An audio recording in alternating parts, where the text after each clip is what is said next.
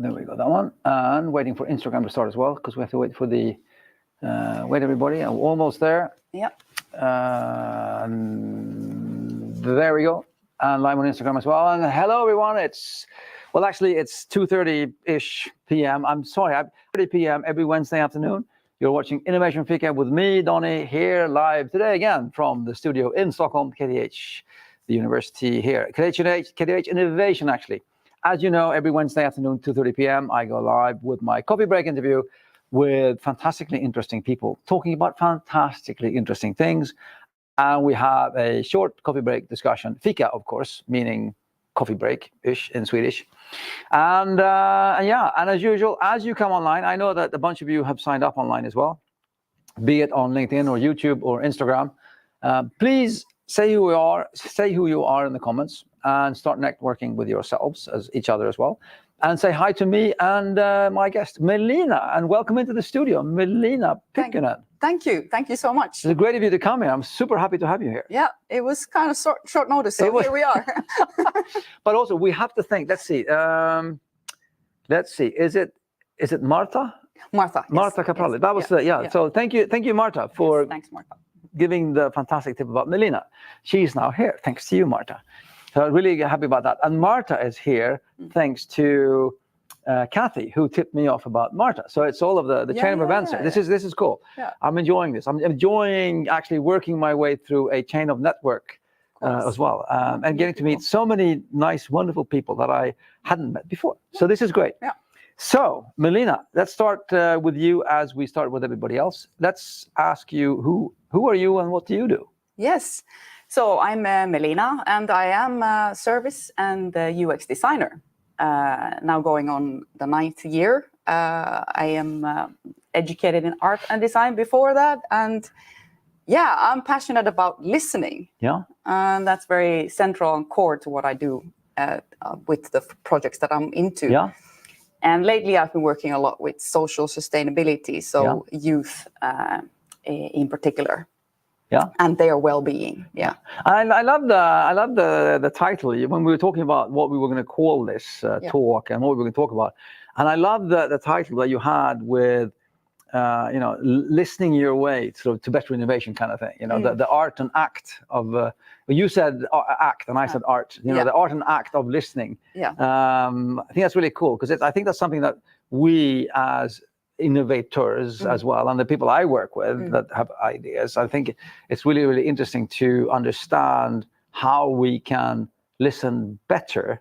Yeah. Because we talk a lot about the customer perspective and getting that in, but we don't always talk about how to listen. Yeah.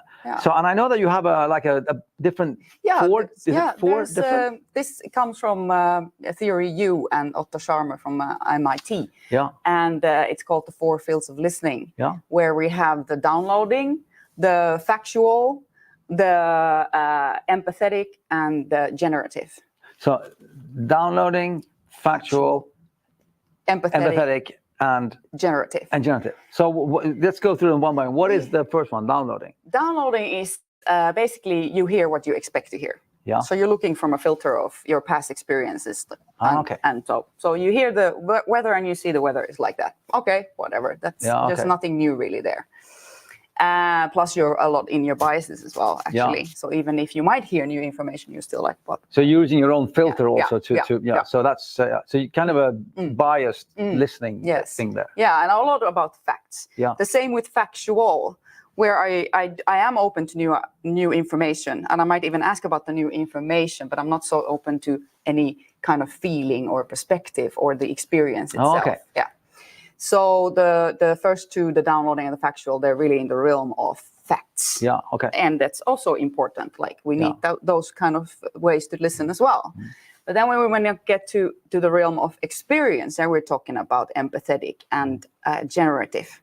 Yeah, okay. And as a service designer, UX designer, you interview a lot of people. Yeah. And that's very central to listen to a person empathetically and try to understand, be in their shoes almost to actually create better situations, better designs, better products, better services. And do the fourth one as well.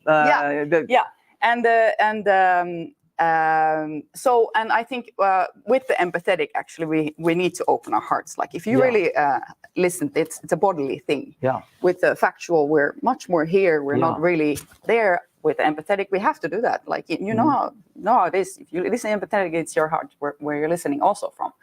And with the generative, then we actually open up even more. So like if you're open to new possibilities, how does it feel in your body? Am I open to this, to receive, like, am I even open to create new stuff right now? So that's even more of a whole body experience, I feel. Yeah. And what about generative listening then? It's a more like it's you're open to new possibilities. It's emergent. It's also transformative. So we might, for example, do empathetic listening with the interviews we do with the users and do insights of that, like we understand their needs, behaviors, motivations, attitudes, challenges. But then when we want to create something new, then we might go into this generative listening mode where we open up to like co-creation. It's really essentially co-creation. So it's a bit more, I mean, so this is really, I love the different, the four different, because I mean, the two first ones, I mean, and this is me interpreting here. So I don't know which I'm doing here, but so the first one is kind of, you know, understanding the world in the way I understand it and using my own filters. I'm not really caring about trying to understand anything else than I previously know. It's just like, I'm just sensing, just seeing things. And then the factual one is more about, okay, what is the actual data here? And it's, you know, it's just data, and the actual facts. Think debate. Yeah. Debate could be a good example. Not political debate, but debate. Fact. But then we come to the empathetic, and that's when I have to actually understand the person that is talking. Their perspectives. Exactly. Their feelings. Yeah. It's all about also actually feeling the feeling.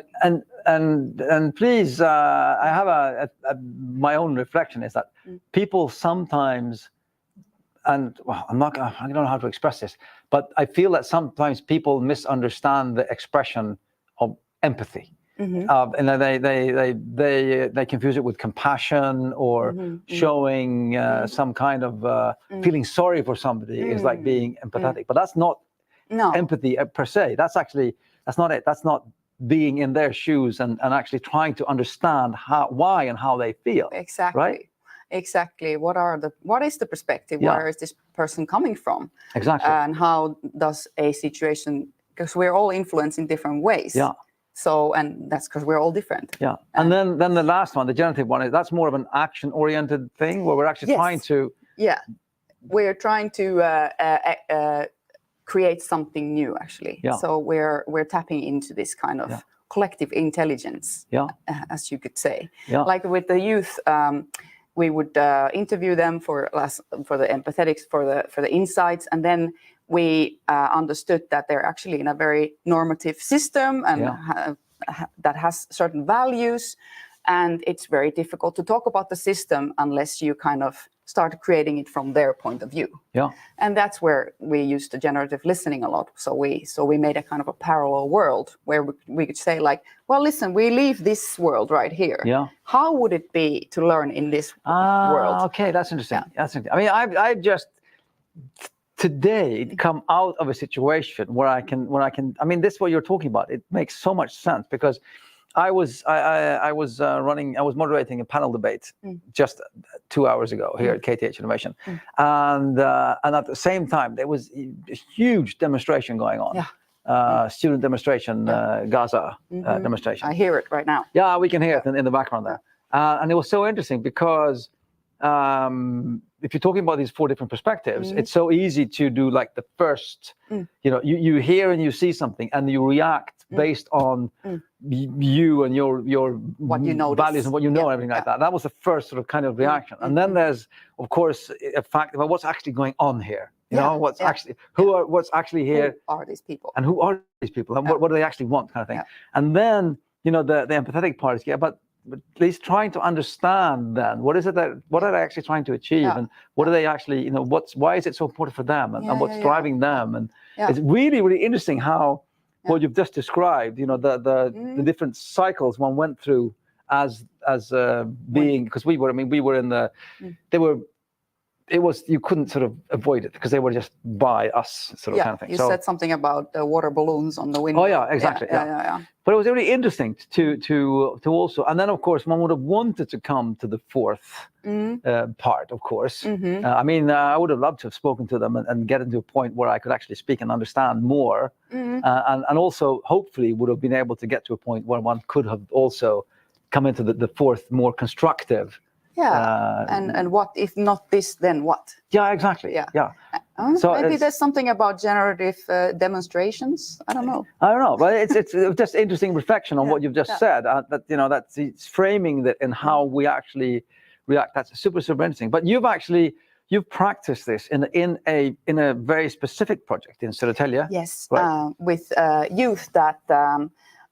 For Agenda 2030, we wanted to find ways and initiatives to basically work with and around the system for the youth, well-being of youth. Yeah. And in our project, we focused on the youth that are not feeling well, that are not feeling like they fit into the normative school system and drop out. And how could we work with this in a way that it doesn't become a crisis, that you do drop out? Yeah. And then we come across this, that actually the system as it is today is not fitting them, and they get exhausted in it. Yeah. So how might we then design the system how would it look like, even as just a conversation? How does it then look like if not this? And so that's what I've been doing the last 15 months, let's say. Yeah. And you designed the whole board for how the process of the if we talk about the generative one, so or we could maybe potentially talk a little bit about the empathetic one. Yes, please. Because what we did, we went into interviews to understand the needs and the challenges and the dreams of the youth to make insights, and we used this kind of typical kind of you could almost say like a beginning of a customer journey, where you just say life before, life now, life after. How is it in the future?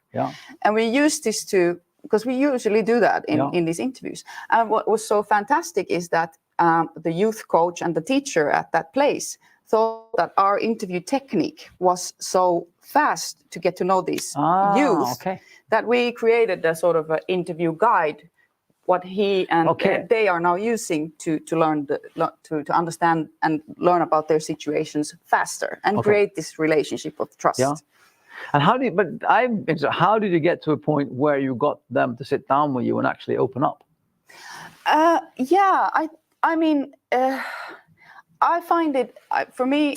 It's not. It's somehow I get a lot of trust, and I think it's also because we are. It's a lot about the context. Like, I'm not from the government. I'm a designer. Yeah. We are here to understand you, and a lot of people want to talk about their lives. Yeah. They want to open up. So, and then if there's nothing that you have to talk about, it's also a very flexible interview. Yeah. We might have a guide, but we might not go in there, and you don't want to open up something that you cannot close. Of course. But we, I got a lot, and then maybe that's because there is this element of heart that opens while we are doing this, actually, and the context. Yeah. So it's interesting. I mean, we could spend the rest of the day talking about this. So when they were describing, the after thing, and when they weren't in the constraints of the normative system that they might have been hampered or hindered by, what kind of things did they describe then? Yeah, so they say that we take care of sleep. They sleep well, and they have information about what it is to sleep well. They have opinions about social media. How does that look like in there? They don't feel being judged. That's quite a lot that's happening now. Yeah. Like with the system, it's very much judging them. They have more freedom in how they're going to be learning, instead of, you have to do this now. In exactly. 3 next years, you need to do this. I know. And it's such a... I know. I was kind of one of them. Yeah. So, I mean, we have these kind of what if cards, but they're already there. Yeah. I mean, we are already there. If some systems are very old. Yeah. And very traditional. So it's in the air. Like, I imagine us having more time with automation, and we're gonna have to start reflecting on what it is really that of course. Yeah. I mean, that's all. Maybe, I mean, we won't be. I don't think we'll get to a point where everybody will be displaced and all the machines will be doing all the work and we won't have anything to do. I don't think we'll get to that point. Community. That's what I hear from the youth as well. Well, we all have our tasks. Of course. We have our thing to do. Like, I can specialize in something. There's always things to do. Yeah. But on the other hand, one thing that I do see happening already is we have to become a lot better at redefining why we are and who we are and what we are here for. Because we'll be doing new tasks. We'll be doing new things that we don't even know about yet. But I mean, the history is full of people who have identified themselves with a title or a role or a job. I am an engineer or a doctor or a police or whatever I am. I'm a chef, I'm a cook or whatever.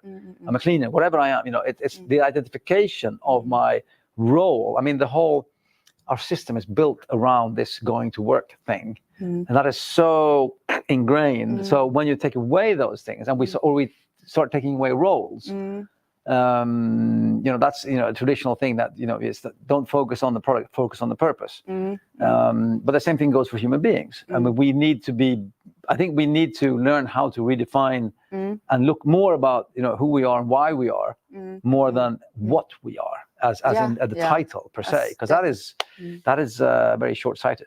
It's definitely one of those steps. But I also believe, and if I can quote somebody here, it's Elizabeth Gilbert. She gave a talk here not so long ago, and she's a writer. Yeah. And she talks about this going from like the purpose-driven as we are. We're very purpose-driven, and it's kind of heavy as well. You need all of us, 8 million people need to know what to do. And we need to monetize that too. And we need to, it's kind of crazy, but at the end, we're also kind of animals of presence or humans of presence. We need to have this contact and connection. And maybe instead of thinking so purpose-driven, we should think more presence-driven. And hopefully there's going to be more time for that. And when there is more time to reflect, how do we do that then? Yeah. Interesting. I mean, that's challenging for humanity because that's not where we really are. I mean, we're not presence driven, and very few of us take time to actually or have time to reflect. And even if we have time, we kind of fill it with something else. And worst case, of course, now today we have these small machines that we have in our pocket that there's a constant there's a constant buzz and a filter that stops us from reflecting, because as soon as our brain starts sort of turning over, we go, oh, we can look at my phone, and I don't have to think, I don't have to reflect, I don't have to feel, or I can just scroll away whatever feels bad, kind of thing. It is. Sometimes it's you need to put that thing away and just force everything to just be there as well. Yeah, and there's so much like that out there. I mean, we have the privilege of living in Sweden. There is so much to learn about presence. Oh yeah. And it's out there in the courses and the little workshops and it's huge, and I'm hoping to take that to the next phase. So actually teaching youth new tools with maybe design thinking is a good tool for everybody to learn. Youth, how do we make new projects? And then very important, self-reflection. Yeah. Because if you don't know your strengths and you don't know your capabilities, you don't have resilience. Yeah. Like that helps with resilience so much. And since we don't teach a lot of reflection from the young age, we miss on this resilience. Yeah. And people do drop out. Yeah. How do you teach reflection? So I mean, it's very simple actually. It's about feelings. How do you learn about your feels? Yeah. Can you name your feelings? It's even hard for adults. Oh, that's one of those things.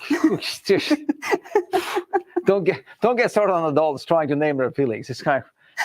So I think there's one thing that we could learn, and then there's a lot of like tools for that. Great tools out there already, like something like emotional compasses and things. that could be implemented, say at schools or at whatever. And reflection in itself, I mean, yeah, you have to empathetically listen to and give this space of like, what is it that I'm feeling? What is it that I'm good at? Is it a little, even if a little thing I'm good at? I have created this little routine that is good, that I come to school. Yeah. We have to like show, we have to like highlight it. Yeah. Say, yes, you did this. Imagine you're doing this. Yeah. So if you don't have that feeling that you've done something good for a long time, even that little thing is going to be like a little building block to more good things. Yeah. But how do you? I mean, we could talk about this all day, because I can see a lot of my myself sort of coming in on this as well when I was like 15, 16, 17. Okay. No, but I just think, how do you reach youth that have come to a point where, but you're talking about the ones that came back to school, and I kind of want to. Yeah. But then that is kind of like, in essence, a bit too late. Yeah. So how do we go? Yeah, how do we stop them from even leaving school in the first place? And there it's again reflection. It's again knowing your strengths. It's also again giving time. Yeah. I mean, that's a huge thing. If you don't feel like, if you're kind of like, okay, I can't learn this in this kind of amount of time, of course it's going to take you down. Because I mean, one problem with young, well, not only young people, but people, especially young people, and I can take myself an example then, is that, you come to a point where, you're so afraid of not making it that you fail intentionally. Yeah. Because it hurts more to try and not make it. Yeah. And not be good enough than because this is a 17-year-old stupid thinking, at least if I decide to fail myself, it's my decision and I'm in control. Yeah. It's like many things that happen to young people, like anorexia as well. It's about control. I decide and I own this. And for me, it was that I decided that. And this is something I realized way later, of course, was that, I was just afraid to not be good enough. So then I stopped trying, because then I'd never be in the situation where I would be deemed not good enough. Yes. So then I failed intentionally, because it was sort of my decision and I was in control, and that gave me some power at least. Sure, yeah. And then we're talking maybe about self-sabotage, which is also a thing that maybe you learn at a later age to name. Yeah. We're talking about limiting self-beliefs. We're talking about things that are like, we have the older people, we like get to hear and understand, but I mean, why not earlier? Yeah, exactly. I mean, why did I wish I but that's the whole thing. I mean, that's a curse of humanity. All of these things that happen to you in a young age, you get when you're old, and then it's too late to, and then when you're that old, nobody young wants to listen to you because you're old. So, the whole weird situation there. That's true. But coming back to the project you were working with in Södertälje, and then the empathetic listening, and then moving into generative listening. Yes. So what was that like? How did you work with that? Well, since we noticed that during the interviews that but we're stuck in this system where we can't think otherwise. So we needed to find a platform to think to lift up that we are not in the system right now. We forget about this system for a while. How would the system then look like? Yeah. And then we worked with parallel worlds. So basically, in an interview situation again, we took away all the note taking. We took to take notes. We sit with you, and you're going to tell us how it would look like, the parallel world when relating to, for example, sleeping, learning, money could be one, your psychological, mental well-being. And we would go into that by making avatars first. So we really make it into a fun thing also. Yeah. But why do you look like this in the parallel world? And how does the parallel world look like? We have some ready-made cards for the parallel world. And then we design a day in the parallel world together. I mean, essentially but there's a bit of a dialogue, and it's open. It's open-ended questions. And how does that then loop back into their present and where they are now, and how does that sort of create change there? That's a good question, and that's what they ask as well. What are you going to do with this material? Yeah. What are you going to do with this material? And what are you going to do with it? So do more of it, actually. Yeah. I mean, that's. I think it's fascinating, and I think it's really interesting. And I mean, coming out of my experience as youth, and then getting to a place and a point in my life where I started getting, I got myself in order. But then also found myself working with kind of myself, and the young people I started working with then were the people I could sort of recognize. I mean, I often took on the ones that were on the outliers and the fringe ones, because the one in the middle, they were kind of taking them. They didn't need my help. I think it's just fascinating. But I'm looking at the time here. It's like the world's fastest half an hour. It's whoosh. And we always have the top 3 tips from our guests. And today we're talking about innovation through the act and art of listening, how we can listen better. We've talked about the 4 different ways of listening. And Melina will share her top 3 tips. And so her top 3 tips here coming up. Tip number 1 is learn the different types of listening. Yes, become more aware of the different types of listening. It will help to the awareness of where I'm at. And I thank you for that, because I could just directly do a connection to what I experienced like 2 hours ago. And I could sort of walk through the 4 different steps in my head. It's fascinating. Fascinating. Amazing. Thank you. Thank you for that gift. Tip number 2, it all starts with yourself. So I mean, listening and leadership, I guess, it starts with yourself. So how do you talk to yourself? Like, how are you? We often talk pretty lousy to ourselves, actually. We wouldn't talk to our friends as we do that. And there's another thing that links to the youth, like how do we then work with the strengths and the capabilities instead of this weird chatter that we have that is like, nobody wants to hear that, but you're still talking to yourself like that. And how to speak to yourself also and become more aware of that. Cool. And I remember, this is something I remember.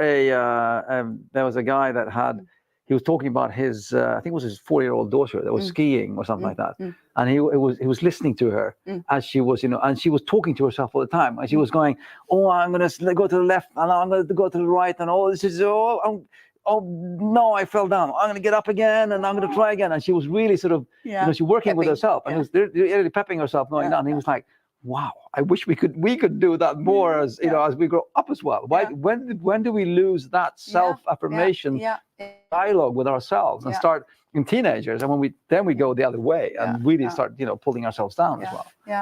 Super interesting. And the fun of experimenting and trying and all that. That's the fun of childhood, right? So, and tip number 3 is learn, iterate, repeat. Yes. So basically, challenge your assumptions, and that is really through experiment or trying things. So, like essentially prototyping, essentially interviewing, asking people. I love it when we can like pinpoint that. Well, let's think this through. What are the assumptions here? And then we go and interview the actual users and come up with something else. So. And that is actually saving money for organizations. Of course it is. I mean, and I love this because I mean, we have like the same kind of, because I mean, also design thinking and that kind of is a big part of the startup world as well, right? But then it's very much tied to the actual the business and the business idea, and then you have this sort of, you list all of your assumptions, right? And then you go out and you try and prove or disprove those, moving assumptions to facts kind of thing. But I love the way that that works. I mean, people are people, so it works equally well in dialogue with other people as well. It doesn't always have to be about a business model. No, but it's about people as well. Yes, definitely. Fascinating. Thank you for coming. This has been very enlightening and for me also semi-reflective moment. It's been really, really good. Thank you. I'm super happy. Everyone, as you watch this, make sure to connect with Melina on LinkedIn. Yes. Follow her work. She's doing awesome stuff. If you are interested in more about the kind of work she's doing with youth, if you are in a place, maybe a municipality or something, where you would want to look at the model that they've developed, get in touch with Melina. I think it's fantastic. I'm super happy you could come here, and happy to spread the word as well. Thank you for inviting. This was fun. Like, and I'm happy it was such a short notice, so I didn't lay awake for a week. Exactly. But to pull off the Band-Aid right away. Just get it over with. Oh, awesome. No, wonderful. With that, everyone out there, I will say thank you very much. I will see you again next week, 2:30 p.m. Innovation Fika. You know where to find us. Thank you and goodbye.